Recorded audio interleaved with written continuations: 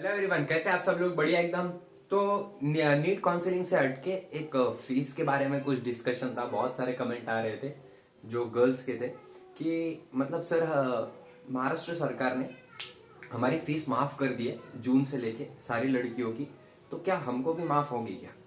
ठीक है, सो ये वीडियो में डिटेल में देखने वाले हैं हम कि माफ होंगी कि नहीं होंगी।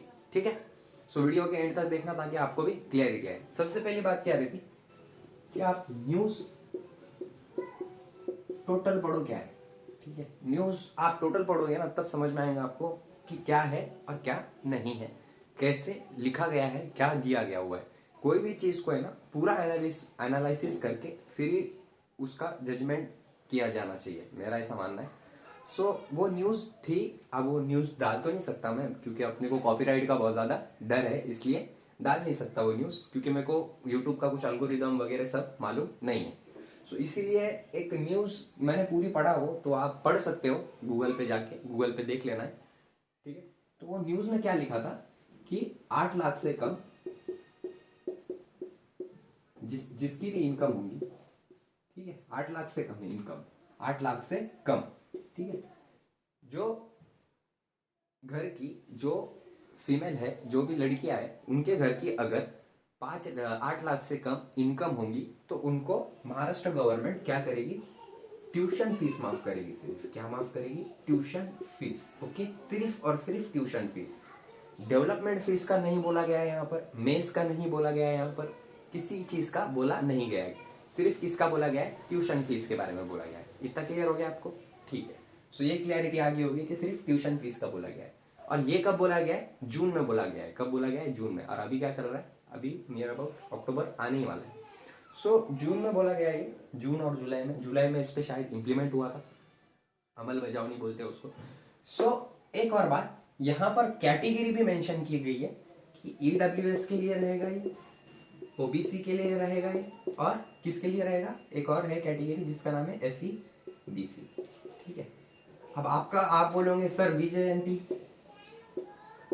NT1 NT2 NT3 और SC ST इनके लिए कुछ नहीं है क्या? आप कोई भी कॉलेज का एक बार फीस स्ट्रक्चर निकाल के देख लेना, वहां पर ये पूरे जितने भी कैटेगरी है इनको जो ट्यूशन फीस रहती है वो 0 रहती है। ठीक है, कितनी रहती है? 0 रहती है। लेकिन कुछ कुछ कॉलेज में क्या रहता है कि ट्यूशन फीस अप्लाई की जाती है अकॉर्डिंग टू देयर बेसिस। यहाँ पर लड़कों की बात नहीं हो रही है, सिर्फ लड़कियों की बात हो रही है, क्योंकि महाराष्ट्र सरकार ने सिर्फ लड़कियों के लिए बोला गया है ये। ठीक है, यहाँ पर क्या होता है ना कि विजय NT1 NT2 NT3 SC ST इनकी ट्यूशन फीस जो रहती है वो 0 रहती है। वेराज इनकी डेवलपमेंट फीस हो गई, मेस का खर्चा हो गया, हॉस्टल का खर्चा हो गया, जिम खाना हो गया, मतलब जिम जो रहता है उसका हो गया, उसके पैसे लिए जाते हैं, डेवलपमेंट फीस हो गई, ये सबके पैसे लिए जाते हैं। और कुछ कुछ रिफंडेबल होते हैं, कुछ कुछ रिफंडेबल नहीं होते हैं। अब ये किस पे डिपेंड करता है? आपके कॉलेज पे डिपेंड करता है। ठीक है, मैं बार बार बोल रहा हूँ, कॉलेज पे डिपेंड करता है उनका फीस स्ट्रक्चर कैसा है। आपको बहुत आसान है, किसी भी कॉलेज का अगर फीस स्ट्रक्चर देखना होगा तो सिंपल एकदम कि आप गूगल पे जाओ, वो कॉलेज का नाम डालो, वेबसाइट आ जाएगी उनकी, और वहां पर कहीं ना कहीं मेंशन होगा फीस स्ट्रक्चर। समझ में आया? गुड। अब यहां पर बात आएगी कि सर ये मेडिकल पे अप्लाई होगा क्या? मेडिकल कोर्सेज पे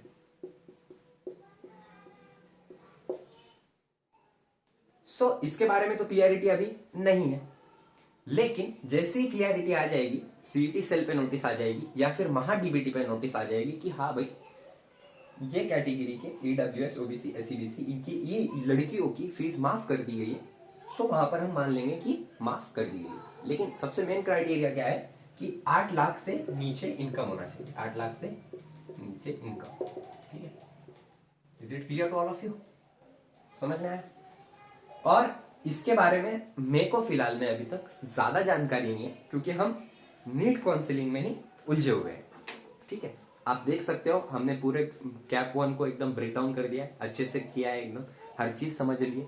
BAMS और BHMS की 2 ही चीजें देख रहे हैं हम फिलहाल में, क्योंकि आपको पता हो, आप मेरे सब्सक्राइबर होंगे तो, कि मैन पावर भी कम है हमारे पास और बजट भी कम है, इसलिए हम ज्यादा नहीं कर पा रहे। लेकिन फिर भी आपने इतना सपोर्ट किया है, so thank you so much. और आपको इसमें से थोड़ा बहुत भी डाउट होगा यहाँ तक तो ये पूछ सकते हो। इसके अलावा मैंने अभी तक कोई भी इंफॉर्मेशन नहीं निकाली है, ताकि कैप राउंड 2 का हमारा बहुत ज़्यादा काम बाकी है। सो वीडियो अच्छा लगा होगा, अगर आप नए हो गए तो सब्सक्राइब जरूर कर देना कैप राउंड 2 के लिए, कैप राउंड 3 के लिए और मॉपअप राउंड के लिए और नए नए अपडेट्स के लिए। और ये आपको इतना समझा दिया है, शायद आपको क्लियरिटी आ गई होगी और आप मेरे को बता सकते कि इसमें से कुछ गलत हुआ होगा तो, ताकि इस पे पूरी रिसर्च मैंने अभी तक नहीं किया है। ठीक है, so thank you so much, have a great day, wish you आप सेलेक्ट हो जाए कैप राउंड 2 में।